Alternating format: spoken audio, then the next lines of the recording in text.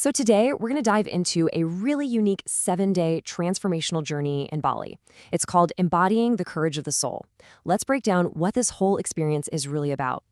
And right off the bat, you get this central idea. It's the hook that the entire retreat is built on. It kind of sets the tone, right?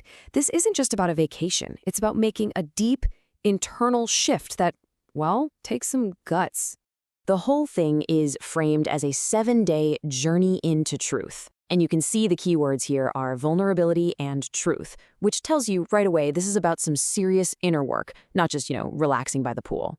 Yeah, this really isn't about escaping your life. It's actually about confronting it head on. The entire goal is to create a safe space where you can be totally 100% honest with yourself and with everyone else, and to do it all with what the organizers call love and grace. Okay, now this is where it gets really fascinating. The setting is absolutely crucial here, because the where and the when of this retreat are completely deliberate. It's not just some random week they picked on the calendar.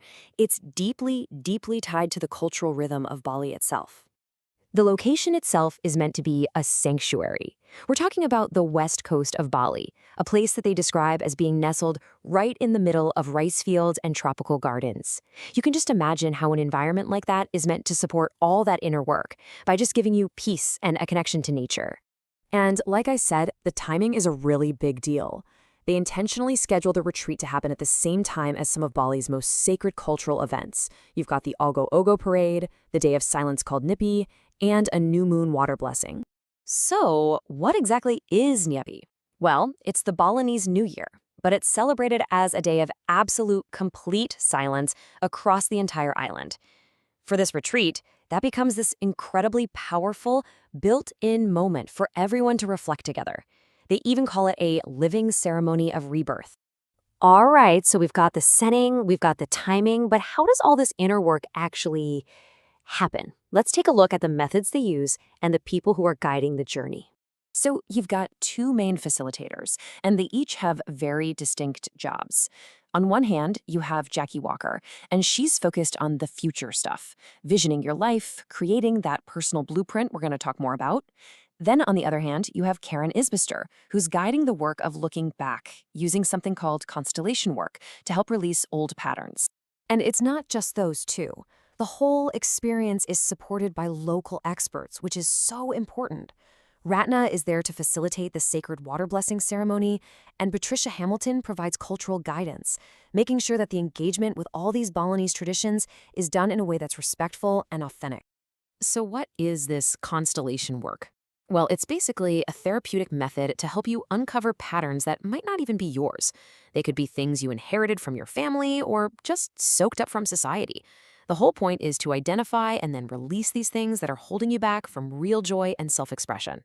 So all of these methods and all this work, it really serves 4 main themes. It all starts with inner liberation and authentic self-expression. That's about letting go of the old stuff. Then it shifts into visioning and manifestation, creating the new. And then the really crucial part, it all leads to embodiment, which is just the process of taking all these new insights and making them a real, physical, lived experience. And that brings us to a really, really important point. This whole journey isn't packed from sunrise to sunset with a million activities. The organizers really emphasize that you need downtime. You need space to just breathe and to integrate everything that's coming up for you. So the afternoons are intentionally left wide open for exactly that reason. People are encouraged to go for a swim, take a nap, do some journaling, get a massage, or literally just sit in nature. This unstructured time is presented as being just as important as the guided sessions.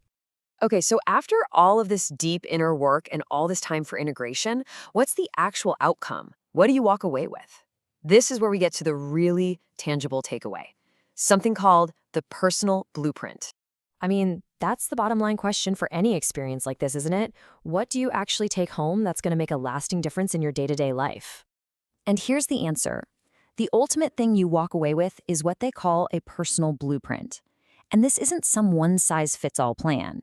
It's a guide that each person creates for themselves. It's meant to be your own personal roadmap for living with more intention, more joy, and more clarity long after you've left Bali. So what's in this blueprint? Well, it's basically your own personal toolkit, and it's made up of 3 key things. Specific practices to help you keep integrating what you learned, personalized affirmations for your own growth, and meaningful rituals you can do to stay in that alignment you found. And that brings us to the final and maybe the most important piece of this whole puzzle.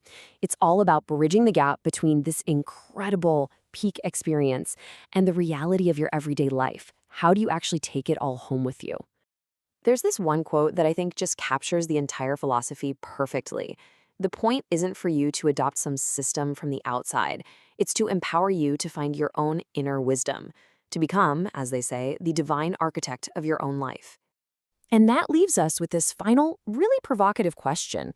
The entire retreat is designed to help you build this blueprint for joy.